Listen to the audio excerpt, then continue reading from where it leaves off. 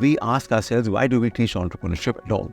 Because we know that 90% of our students or 95% of our students will pick up jobs. Right. And entrepreneurship is a skill they don't need. So this could potentially be a scalable opportunity. Life doesn't work that way. And the way you're going, you're not going to clear this course.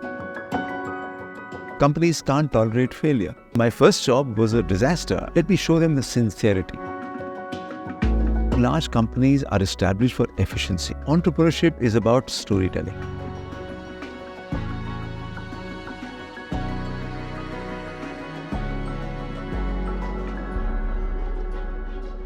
Greetings everyone. In this edition of Exploring Minds, we have Professor Sud. Professor Sud is an associate professor at IIM Ahmedabad. He has more than 3 decades of professional and academic experience. He is also a visiting faculty at Ashoka University. He has started a lot of businesses over multiple years and is now with us. Let's dive deep into this podcast, sir. Pleasure to have you. Thank you, Shivang. You've been very generous with what you have said. I've just had a short career in academia, so carry on. Great. So, Professor, IIT Delhi, you went to IIT Delhi, did your civil engineer. Were you always into academics? Were you a studious guy? How was your preparing journey for the IIT? I belong to a very older generation where you first did engineering and then figured out what you want to do in life. So I took the competitive IIT entrance exam, and then once you get in, there are enough social pressures from family, from friends, saying, look, you got into an IIT, I accept it. I never wanted to do engineering. So I joined there mainly because it was an opportunity to move out of the house, to stay in a hostel. And I enjoyed playing a lot of squash. I played squash competitively, which I picked up at the IIT. So the idea was to get out of home, spend a few years and figure out what you want to do. And engineering seemed to be the default option. And you chose civil engineering, or how was it? No. In those days, you after you took the exam, the JEE, it was called at that time, I think it's still known by the same name, you then got selected into an institute. Depending on your rank, you had options. So my rank was pretty, I still remember my rank, 1137. Okay. Which in those days was a miserable rank because only about 1,500 people got selected. So all that was available was civil, and I was keen to go to Delhi. So I just took civil at Delhi. 1,500 people, and how many people wrote the exam that time? Yeah, the numbers were large. I think it's in excess of 50,000 or even more. And how did IIT shape you? And how was IIT Delhi at that time? It was 1985. Yeah, so I was there from 75 to 80. 75 to 80, okay. It was, I think, towards the end when they were ending the 5-year program, they were starting a 4-year program. You joined the 4-year one? So I did the 5. Okay. Post my leaving, it became 4 very soon. And, very soon after getting into the institute, I knew this is not my cup of tea. Civil engineering nahi karni. Engineering nahi karni. ठीक है. So then I continued with the course. In fact, there was a joke on campus that I should have got an engineering degree in the humanities or the liberal arts. Because I did every single course available, psychology, management, anything that was available, I opted for. And by the time I left, I knew that I was more inclined towards maybe management, maybe liberal arts, in that direction. Got it. So what was your first step after coming out of your engineering? What were you thinking about your career? What did you choose after coming out of your college? Yeah, so the idea at that time was to do an MBA. Now, what I did was I took the CAT and I couldn't get into Ahmedabad or Calcutta. All I got was IIM Bangalore. And Bangalore at that time didn't have a campus. So they had a small offshoot of a campus very close to my house. I went there and had a look. I said, boss, this is not for me. So I decided then I should continue for a year or two outside the IIMs and make another attempt.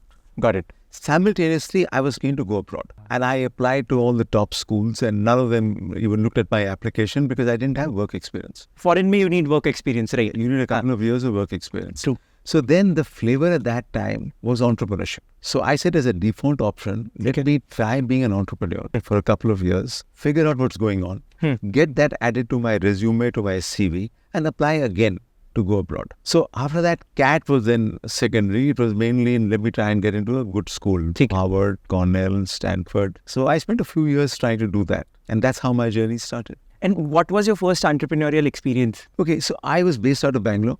And I followed this idea, this principle that let me look around and see what are the opportunities Bangalore offers.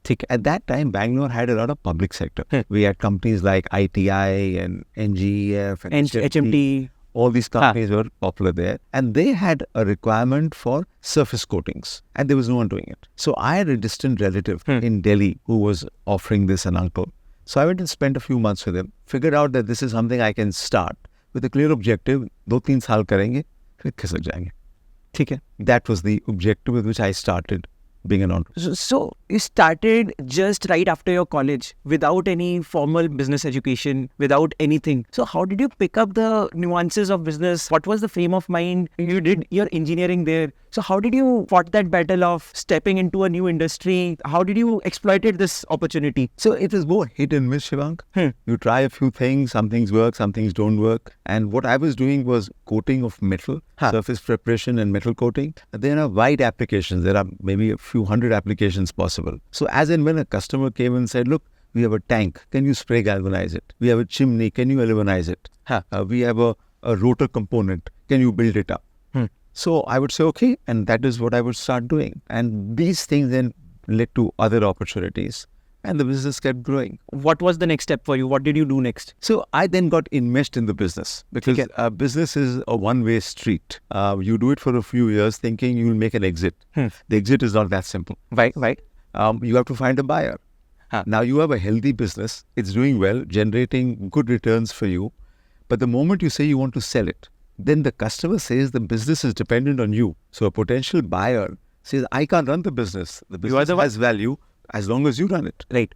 And secondly, you are doing miscellaneous jobs. You are coating a tank today. You're repairing a machine part. You're doing work for HAL after that. You have to have one line of business that the potential buyer says, I can scale.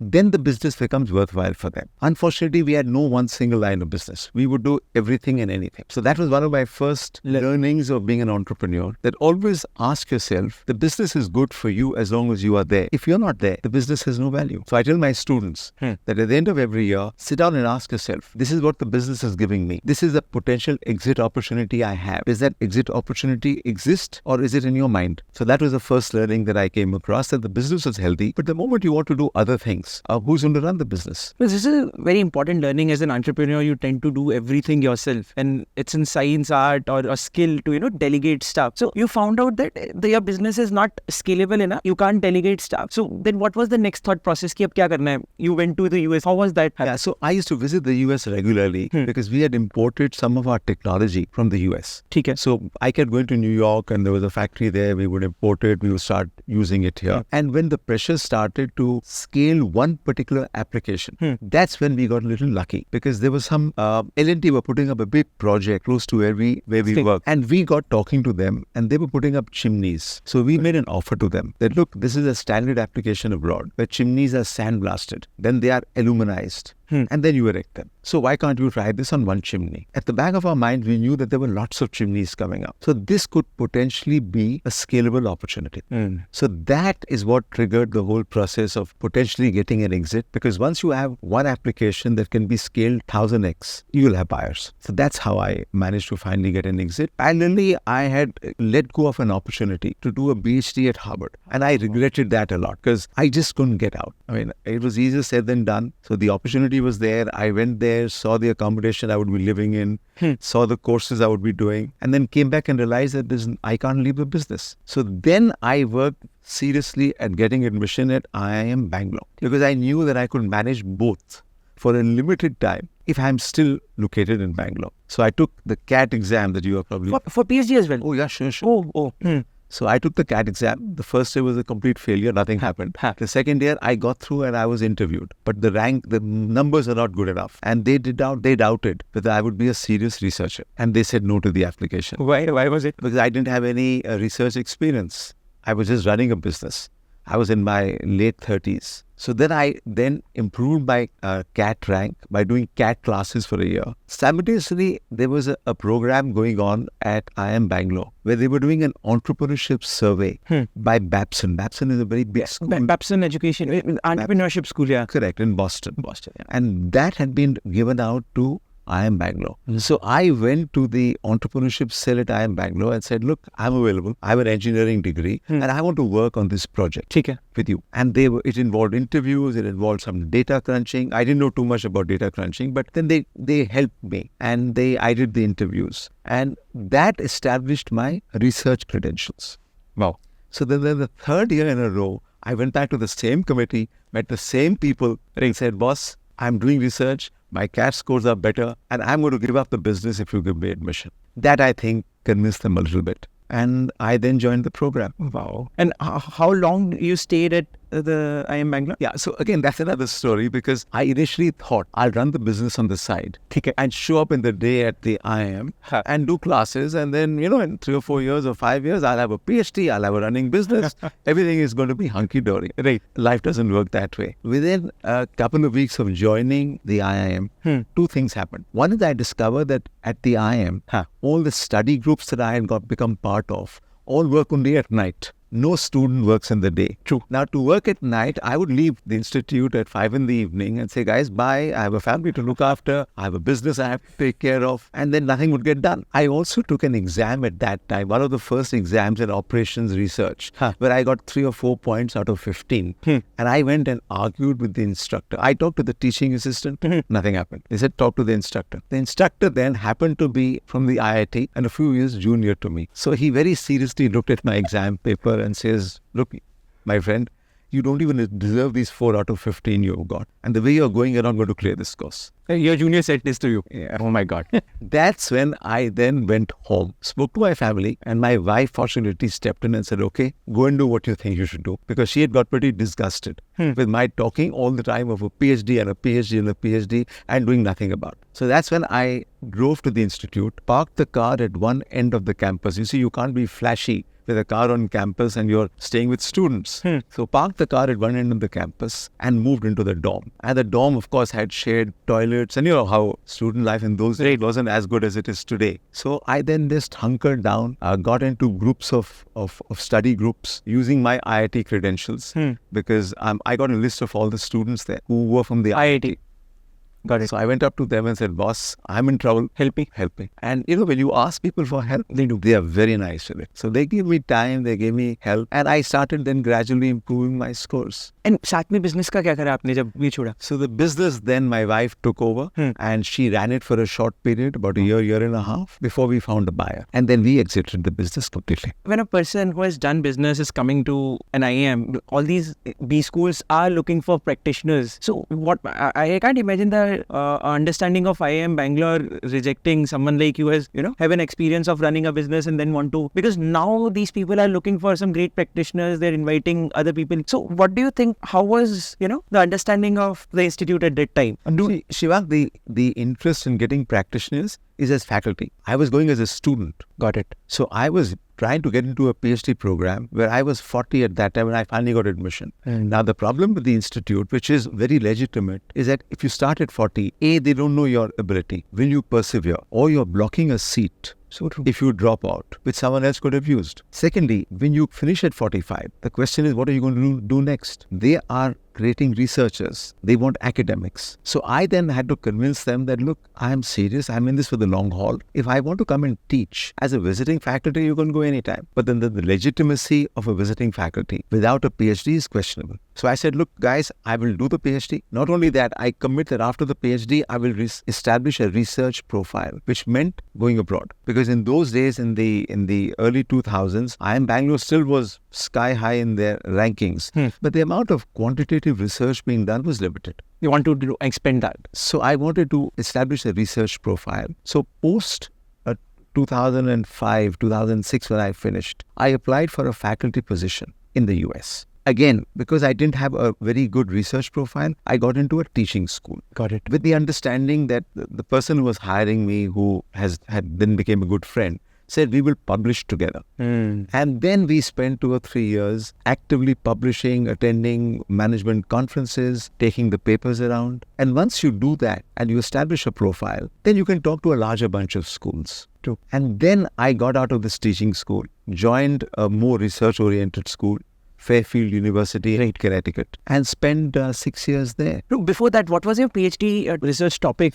It was in corporate entrepreneurship. I looked at 2 companies. I looked at Dr. Reddy's and I looked at Ranbaxy. Wow. And I looked at how entrepreneurship can be inculcated in a corporate context. Because entrepreneurship as a startup I had done. Right. Now that is understandable. You see an opportunity, you assemble the resources, and you exploit the opportunity. Right. But then that's a decision you are taking and your group of people are taking. But in a corporate context, it's very, very different. Because as you can imagine, the corporate operates differently. Right. So how did they do it? And some very interesting stories emerged, and from that I discovered how Ranbaxy and Dr. Reddy's managed to enter the US market. How they all make drugs. Right. And they managed to enter the US market by setting up small teams whom they gave complete control to, who then jumped into the deep end of the pool, failed, learned from those failures. Now, you can't have a large company failing.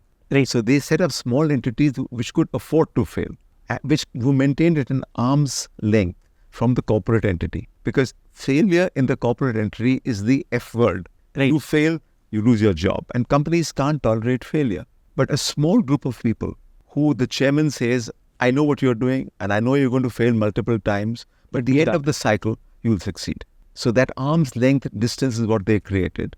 And that's how Dr. Reddy's, that's how it's companies like Cipla, all these companies managed to get into the pharma business in the 90s and the 2000s. And today, the API, active pharmaceutical ingredient, is a very big business in India. Right. And the journey after China and Dr. Reddy's lab, the stock is booming like anything. Yeah. And these companies started in a small way, but they all kept the entity outside the corporate context. Because the corporate context has all the issues around it in terms of how do you compensate people? How do you tolerate failure? How much leeway do you give them? And these are issues that there are no direct answers for, except to spin it off and let it be done at arm's length distance. Got it. So you went to Connecticut, and how was the teaching experience there? What were you teaching there? Yeah, so that's of course another story because the experience wasn't great initially. Why? Because this is the interesting part in India. We put people through a PhD program.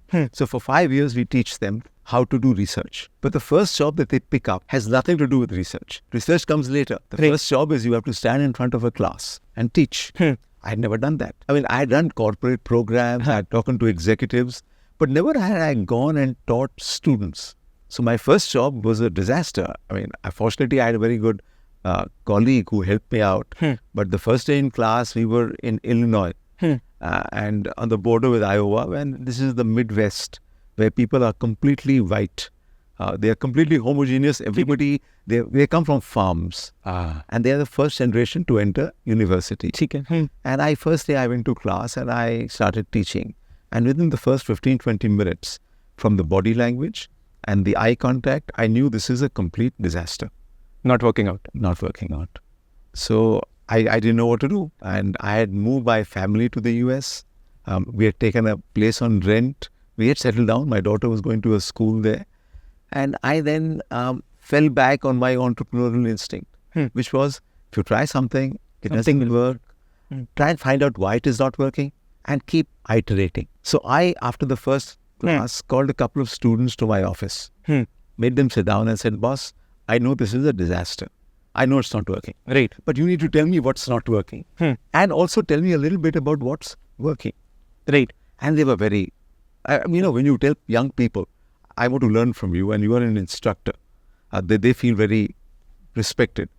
So they said, look, your teaching style is completely different from anything we've experienced. Right. I said, what do you like about this style? I mean, the short answer would have been nothing. But they were kind. They said, we like your practical examples. We like the fact that you bring in industry into the classroom. I made a note of that.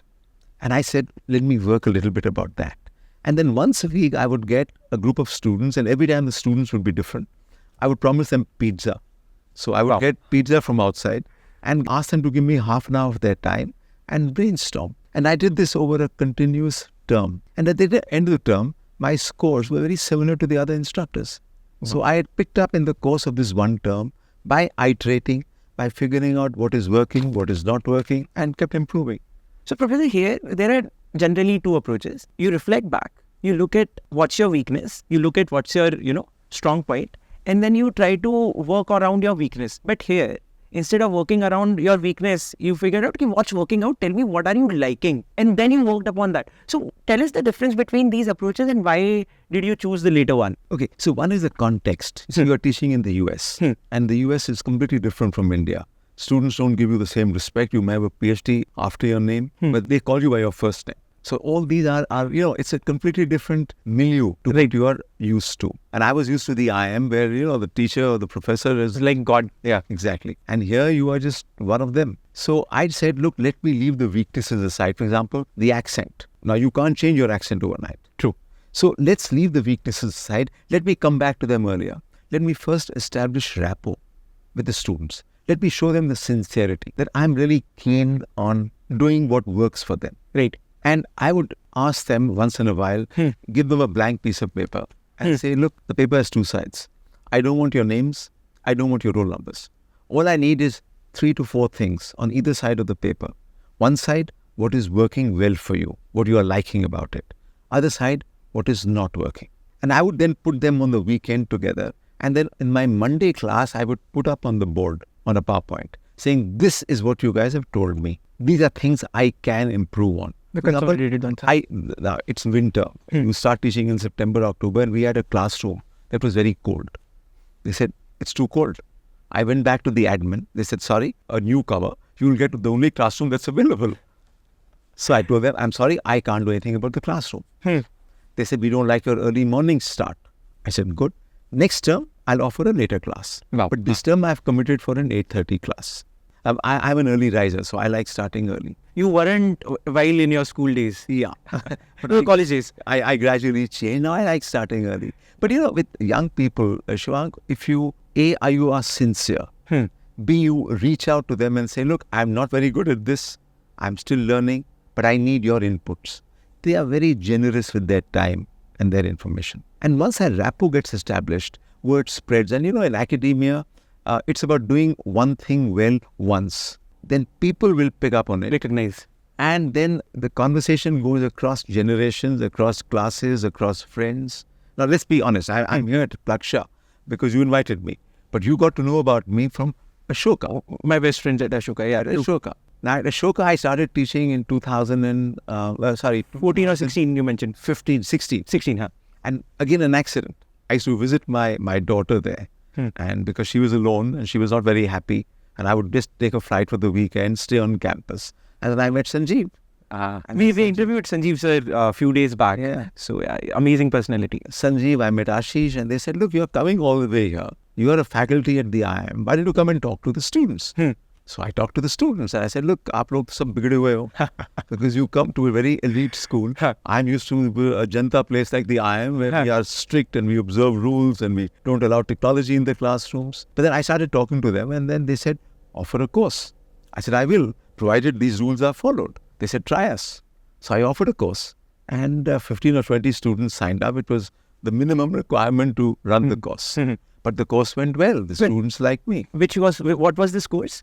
It was a mindset course. Entrepreneurial mindset. Which I have consistently taught now for the last 7 years. So creating an entrepreneurial mindset where we tell students, it's not about starting a business. It's about recognizing opportunities. And opportunities exist all around us. A normal person, like all of us normally are, would see a problem. An entrepreneur sees an opportunity underneath the problem too. So we train people to recognize opportunities. Whether the opportunity becomes a business or not is the next question. Got it. But once they start recognizing opportunities around them, and you need that, whether you're a music major or you're an arts major or you're a sociology major, ultimately you have to make a career for yourself. Right. So in liberal arts environment, entrepreneurship is a key ingredient, which is what I learned in the US because 9 years that I taught, they were all in liberal arts schools. Oh. And these 9 years, and you're talking about mindset.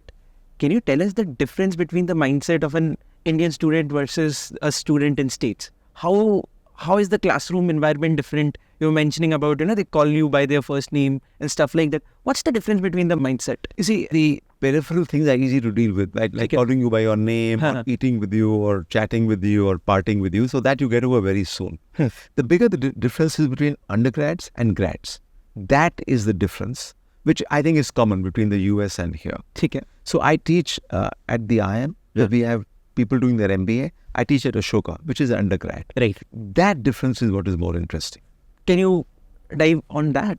What? So the students at the IIM are very focused on their jobs. So they see the course as a method of getting a grade, which will help them pick up the consulting job that they want with McKinsey or BCG or Bain or whatever. Secondly, you are offering them some skills. For example, I give a lot of emphasis on the lean startup, on the MVP route. Right. That we spoke in the class Yes, they spoke about. I do a lot of design thinking. Now, these are skills that students want. Now, I don't teach any required courses at the institute. Or electives. Only electives, which is the double-sided sword. Why? Why do you say so? Because unless you deliver value, they won't sign up. But once you start delivering value, then for the next 5 years, they will keep signing up because they will back. The word is going around. Yeah. So the institute students are focused on these things. Pick up skills, get good grades, pick up the corporate job. The students at Ashoka are much more in the learning cycle. So they are looking at entrepreneurship potentially as something they may do, but they are more interested in opening their mind to possibilities that entrepreneurship offers. So it's not only entrepreneurship as starting a company, it's being entrepreneurial. And wherever you will go, this mindset of entrepreneurship will help you. Correct. So one thing, people come to a business school to learn about business, to start a business and stuff. But here you're saying the dichotomy is the people who are coming to the IIMs are there to do a job rather than becoming a job, giver. So it's a very interesting question because we ask ourselves, why do we teach entrepreneurship at all? Because we know that 90% of our students or 95% of our students will pick up jobs. Right. And entrepreneurship is a skill they don't need. But then when we get students back after 10 years and 15 years, and the IIM is very good in talking to our alums, right, what is it that we can do better for the job market? The alums are unanimous. Teach them entrepreneurial skills. Wow. We ask them why. The answer is, if you look at our alums 5 years and 10 years down the line, either they are promoting entrepreneurship in a corporate context, or they are advising entrepreneurs, or they are entrepreneurs themselves. So something like 60, 70, 80%, these are the large numbers of our alums engage in entrepreneurship. But they do it after a gap of 10 or 15 years. So they come back and tell us it's the best skill you can give our students. So entrepreneurship continues to be popular. It may not be in terms of starting a business the day you leave, but it comes back to you. So I think pushing entrepreneurship as a required course is not the way to go. Because then students push back and say, why are we doing the course when we are not interested? So when you pre-select them, but they opt in because they want to do the course. They want those lean startup skills. And today, lean startup, was not started as a concept for startups. It was by Eric. Yeah. But he was doing it for the large companies. The large companies were wary of these youngsters starting companies outside their offices and their buildings, right, and disrupting their businesses. So they said, can you give us a template to challenge these startups? So Eric Ries started this whole thing with the idea that large corporates can, through the lean startup methodology, compete with the startups. But it is so intuitive and such a easy to use framework, right, that all startups have picked it up. Right. So the lean startup, which was intended for large companies, has become the mantra of all startups. And all startups today, you want to get into Y Combinator, where is your BMC? Where is your business model canvas? Where is your MVP? And large companies have been slower in adopting it. They have adopted it. But the constraints in large companies, we run executive programs for large companies on how to be entrepreneurial. And then we often do a one-to-one session with them where we talk to them. And there are challenges that are very serious. It's not that easy. What are the challenges, Professor? See, Shivang, large companies are established for efficiency. True. They are established for scale. Right. They're established for growing businesses to volumes. And that kills innovation? Exactly. The first thing with innovation is the famous F word. You have to be ready for failure. True. Because you're going to be trying something many, many times with an MVP. Now, will a large company take an MVP to a potential consumer with their name attached to the MVP, knowing that there's a 50% chance it will fail? What does it do to their brand? Are they prepared for it? The answer is very difficult. Whereas a startup guy has nothing to lose. Right. He or she is trying something. They have not fallen in love as yet with their product because they don't even have a product. Right. The large company wants a product, wants market survey, wants an analysis of what the market would look like 2 years, 3 years, 5 years down the line. The startup founder knows nothing about what the market is going to do. So there's a complete different dichotomy between the approach in a startup and the approach in a large company. And I think both have to learn from each other.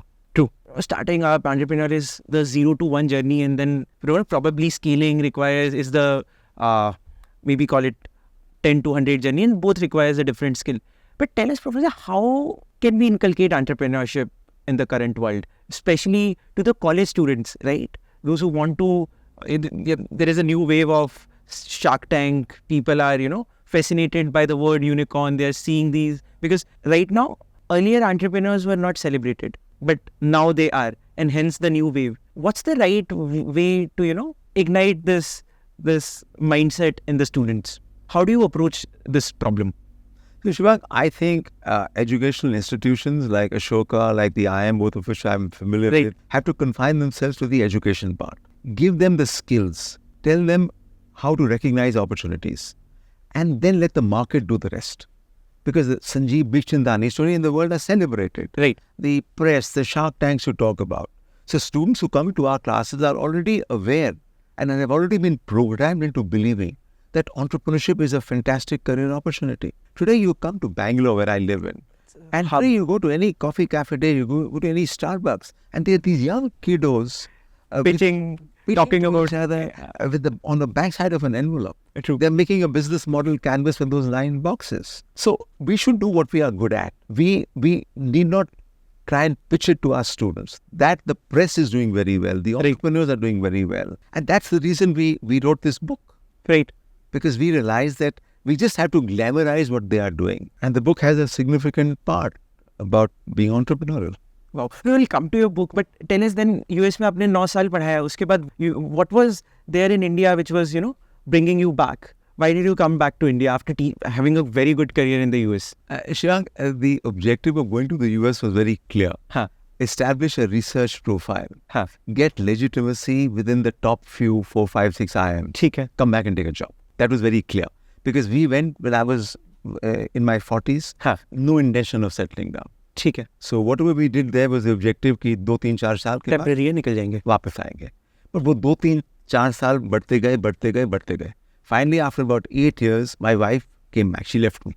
Oh my God. And our daughter was joining college, and she put our daughter in Ashoka, and our daughter had always been keen to study here. So once I was on my own there in the winter of Connecticut, and Connecticut is a very cold state, I knew I had to wind up and come back.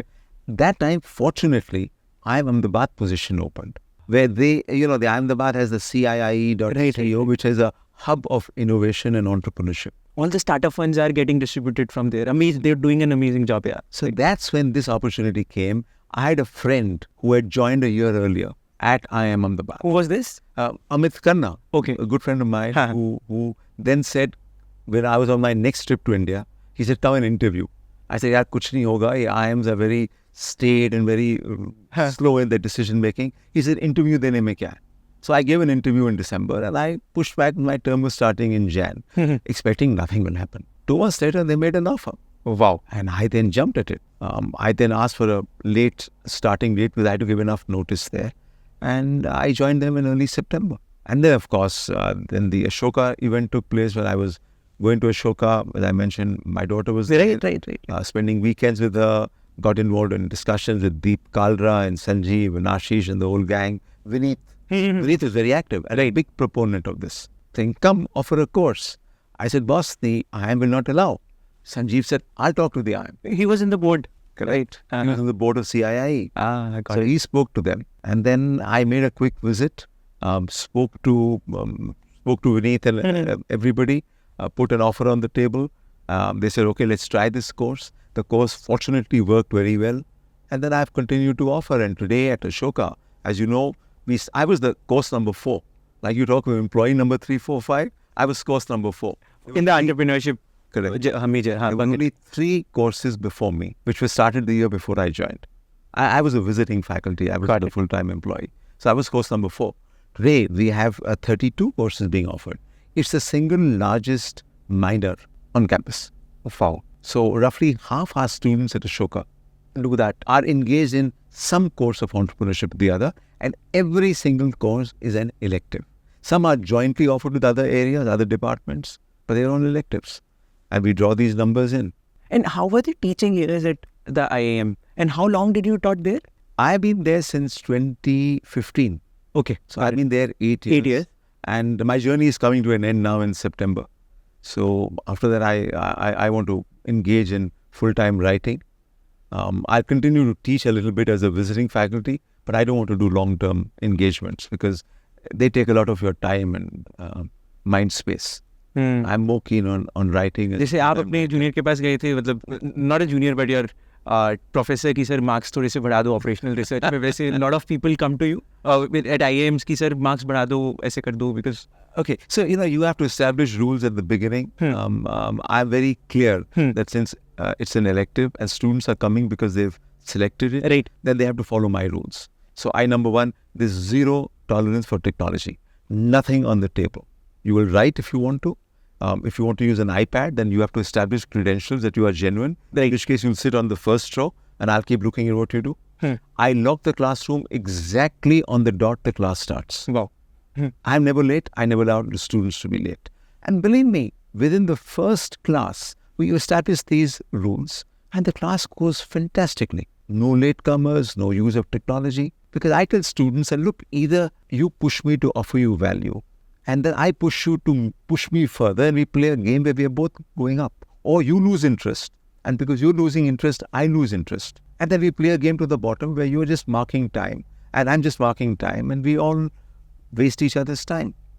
So इसमें professor attention span is dwindling like anything. It's a commodity now. How do you make sure that your students are engaged in your class? Because you're not letting them use their phone.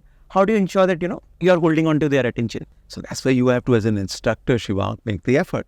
Right. Now, I've spent a lot of time trying to understand. Attention span is just a few minutes, 4, 5, 6 minutes. और class का hours कितना होता है? Class is 1 hour and 15 minutes at the IIM. 4 minutes attention span and the class is 1. How do you go about that? No problem. A, you have to engage the class with questions all the time. ठीक है. Number 2, vary what you are teaching. For example, bring a clip in. Bring a small video. Have a tantalizing question up there. Say something provocative. Got it. Get them interested. Keep changing the conversation. And with undergraduates, one trick is simple. They are hesitant to articulate a point of view. Right. Because they're not sure that their friends will laugh at them. Very true. Set them up in small groups. Give each group a challenging question and give them just 3 or 4 minutes to talk about that question within the group. Once the group reinforces what the student is saying, the student gets the courage to say this in front of the whole class. So you play these small, I don't call them games, I call them tricks. And students get used to it. Secondly, I only teach on case studies. Now, again, that's something new.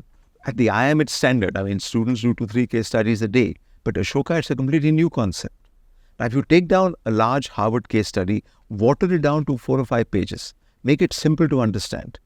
And it's an Indian case study. That's another big trick.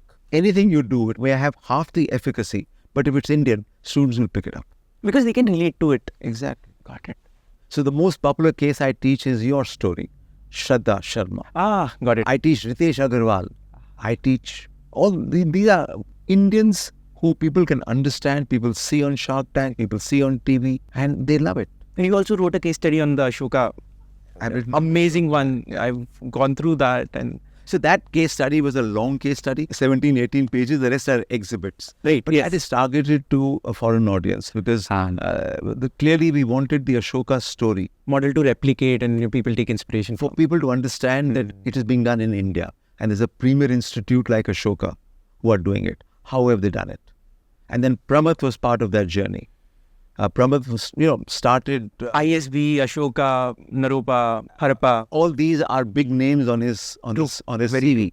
But he started in a very small way with the Young India Fellowship. Helicopter approach, yeah. Exactly. That was his MVP. So the lean startup was being done actually in India by people like Pramad, by people like Ashish, by people like Sanjeev to say, we can't start a university at the scale of an IIM. Let's see what we can do with a small group of people. Let the word percolate. Let people get to know about it. For example, when my daughter decided to join Ashoka, Ashoka didn't push it down her throat. Ashoka was doing small classes in various metros where they would get somebody to come into a class which you could attend for free. Wow. And she then attended one of those classes. I happened to got to know about matlab. And she said, this teaching style I like. Because we didn't force her to join Ashoka. It was her choice. So this is what I think, and this is in the education sphere, but even in the startup sphere, in the entrepreneurial sphere, this is the way companies are growing. People are starting with an idea, developing an intuitive hypothesis, taking an MVP, testing it in the market, and we talk of the build, measure, learn loop. You build something, then you talk to a customer and you measure their impact or how useful that is. Yeah. Then you learn from that. And you go back to building. Reiterate. And through multiple iterations of this, you finally have a business model. Large companies want the business model before they start, when the business model doesn't even exist. So this is how I find that the entrepreneurial ecosystem is growing in leaps and bounds, and we don't have to push it. The young people are pushing it on their own. If half our students at Ashoka have some engagement with entrepreneurship before they leave, and mind you, these are all liberal arts students. True. Who are studying in a liberal arts milieu. Of course, now we offer math and we offer computer science and chemistry and we offer the natural sciences. So that's also growing. So we need to let young people, you can't force young people to do anything. Very true. But you give them a little bit of an exposure, they'll run with it. Exactly. So that's what we are trying to do at Plaksha. One of the pillars at Plaksha is enterprise, being entrepreneurial. And in this summer innovation program, we're giving them all resources. We are staying there, we'll take care of your accommodation and stay during your summer. We'll give you a grant of 30 to 50,000 rupees. We'll take you through master classes. Your class was, people like the CEO of Indigo Airlines, people like Pramod Basin Sir, Genpact, people like Sanjeev Sir, people like you, Stu, our founder. All these big people are coming. Dr. Ritesh Malik has helped us shape this program. They're teaching them. We're also taking them through tech treks. So for example, we visited the Havells plant. The level of automation that they have done, phenomenal. They produce 1 lakh MCBs, 1 lakh switches in a day. Everything is standardized. There is a process. Logo ke haath aise chalte hain. We are telling that, earlier, ek station pe they have to have 9 people. Right now, the automation has brought that number from 9 to 1. They only need 1 person at a station. Then we are taking them to the biggest and the oldest Maruti Suzuki plant in Manesar. We will be staying at Dr. Ritesh's home. They're calling a few bunch of people, learning about art of storytelling and stuff like that. We are also giving them credit for this. So this is our way of, fostering entrepreneurship. But coming to your point, Professor, you mentioned about the case study model and how you take Indian case studies and, relate the examples and teach them. Do you think that there is a dearth of Indian case studies in the market? See, there is a dearth, but if you dig deep enough, there are enough studies available. So it's not that it is a complete absence. Right. Harvard has a center in Mumbai. Okay. Actively looking at Indian cases, writing Indian cases, promoting them. At the IIMs at Ahmedabad, we have a complete repository of IIM cases, IIM Ahmedabad cases, all Indian cases. So while at a broader level, they may be, they're not so well known, but the cases are there. You just have to dig deep enough. And again, our job is to teach them. There are enough people who are writing good cases, and like Harvard is encouraging them. They have a case writing unit in Mumbai, and they are approaching all the large companies. We do a lot of executive education at IIM Ahmedabad. We encourage the executives who come if they're willing to have a case written about their company. Wow. If they say, yes, we write a case. But, entrepreneurship is about storytelling. That's the way I teach it, which is why this is why we have gone ahead with the book, where we put together a bunch of anecdotes and stories. And the interesting part is after you're told a story, then giving a little bit of gyan, giving a framework, telling people how and why this can be replicated, how it can be scaled, people will take that. But if you start the other way around, by giving them management gyan, giving them big language and big jargons and stuff, all they'll do is yawn and they want to play around with their phone. So the way of starting, I find the case study is a very, very effective tool because it puts young people in the position of a manager, of an entrepreneur, and says, now what would you do? Wow. For the audience, tell us 5 top bestsellers or, the case studies that you admire. If you want to learn business, these 5 case studies are must learn, whether you teach them or whether you wrote them or whatever. Ashwang, it won't be fair to pick up 4 or 5, but two that I just mentioned that I really like. One, of course, is your story, Shraddha Sharma. And we use that to teach people how to legitimize a business and how to attract VC money. Because she was involved in trying to get money into her company, and that was not an easy thing to do. And she didn't have a real business model. In fact, she's part of our book. We've written a lot about her in the chapter on entrepreneurship. Wow. And Ritesh Agarwal, because he started OYO.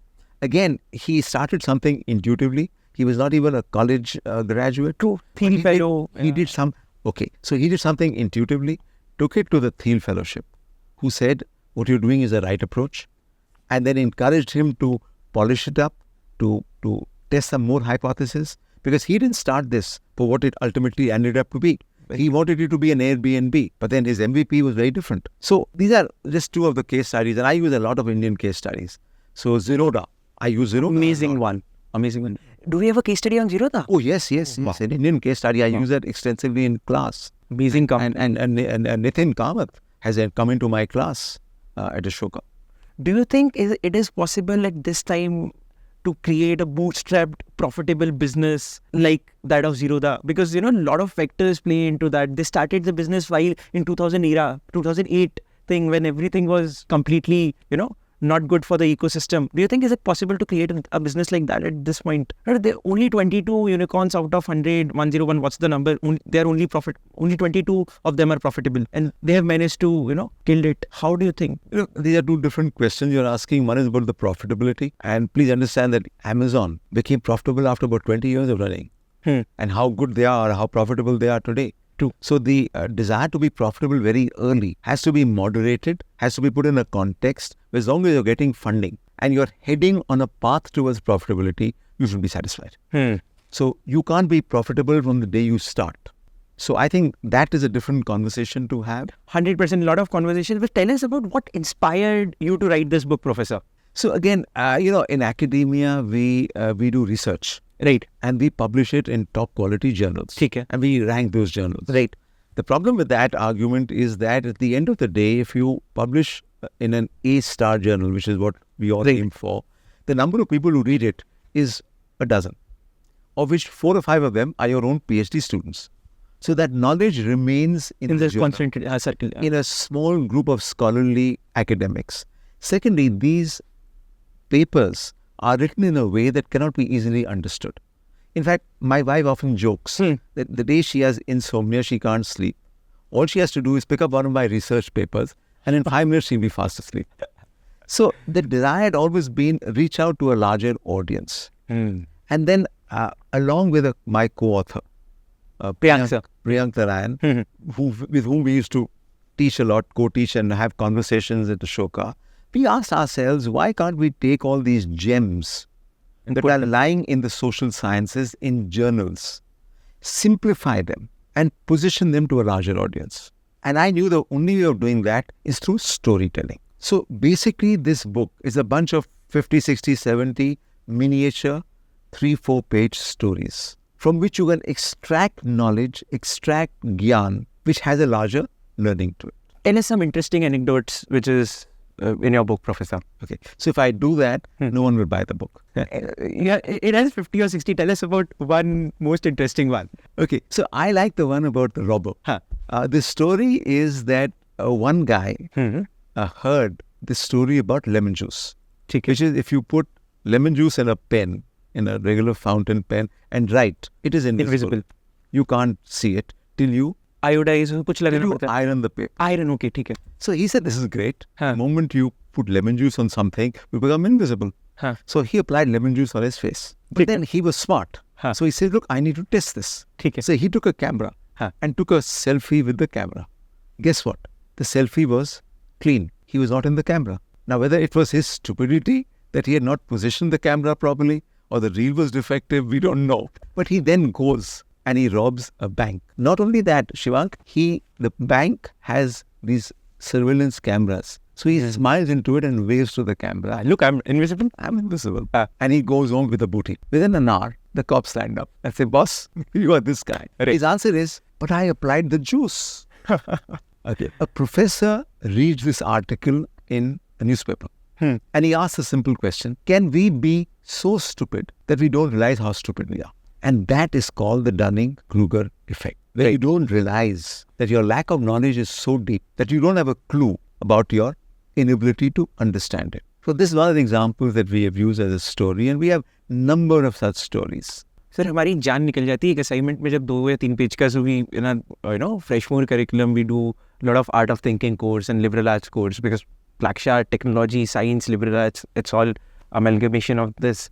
So 3 page के जब story लिखनी होती है ना मतलब बहुत it's a diligent thing. What has been your journey? How much time did it took to compile all these stories, write it, and what was the journey, sir? This has been a 3-year journey. Wow. With Priyank and me, where when we first conceived of it, we first thought of the idea of putting these anecdotes together. We started picking up stories from wherever we could. And then we started nudging ourselves because one chapter on the book is in fact nudging. How do you nudge people? Because nudging is now a popular term where you know how to nudge in organizations. Startup nudges their customers too. So can we do that ourselves? And we started nudging each other to find stories, to find management frameworks, to simplify them. And then we have a very nice scheduling issue. I get up at 3 o'clock in the morning, 2:33. I can't sleep beyond that. I have a 4-5 hour sleep cycle. Wow. And Priyank would then stay awake so that he would hand over the baton to me. And then I would then work on it. 24 hours chalta rehta. And then send it back to him. Got it. And then he once took a courageous decision. We were flying to the Academy of Management, which is our annual conference, which is held in the US every year. And that year, the IIM decided that if you had a conference paper accepted, we will give you business class fare. Wow. He said, that is fantastic. Okay. So we all booked our business class tickets. And I told Priyank, I'm on this sector from Dubai to I think it was Chicago. And I'm going to be on this 10, 11, 12 hour sector. Now, if you're really interested in the book and we need to push it, come on the flight. Right time. So he then paid from his own pocket to be on that sector. And business class in Emirates is very luxurious. They have a bar, a sit-down bar. So we went to one end of the bar. All the exotic drinks that were up there stayed where they were. And we started putting the book into more concrete terms. And when you write, once the writing starts getting put there and you see a chapter, you see a page, you see a chapter, then the momentum builds up. If the Emirates people are seeing this book, you must have some equity share in this book. Professor, I truly believe that, a lot of aspects were untouched about your journey, about the book, about what you have taught. And there is a scope of, recording another episode with you. Looking forward to learn a lot from you. And thanks a lot for sharing your insights. We have a very small gift for you. We made this in our makerspace. So hope you will like this. So this is all laser printed. Wow. So, wow. Thanks. I have more hair than this. What is this you have done to my head? So because of that light, thoda sa laser ka rehta hai upar. This is very, very fancy. This is very nice. Thanks a lot. Frame this and 100%. We have it. We have the stands as well. So this is done here at Makerspace. Yes. Yesterday we do have CNC machines and stuff. So we create all this stuff there. This is very, very nice. Thanks a lot, sir. So you were secretly photographing? No, I took this from your net, and you see, leapfrog your book. ऐसी उसमें थी इसमें book की तरह book का भी हुआ है. So thank you very much. Thanks a lot. This is the pen stand. ये लगा नहीं है कि मैं दूसरे उनसे लेके I'll take a different one. Okay. This is this works. So I shall keep this in my. This will probably remind you about Plaksha and will make sure that you keep coming to the campus. I look forward to it. I'm very impressed with Plaksha. Done. And I see here what I first saw in 2015 or 2016 at Ashoka. And in 8 years, you see where they are today. So I can see this becoming the equivalent in the technology and the science space, what Ashoka is doing in the arts space. And with young people like you there, the future is very good. Thanks a lot, Professor. Well, thank you very much. Pleasure, sir.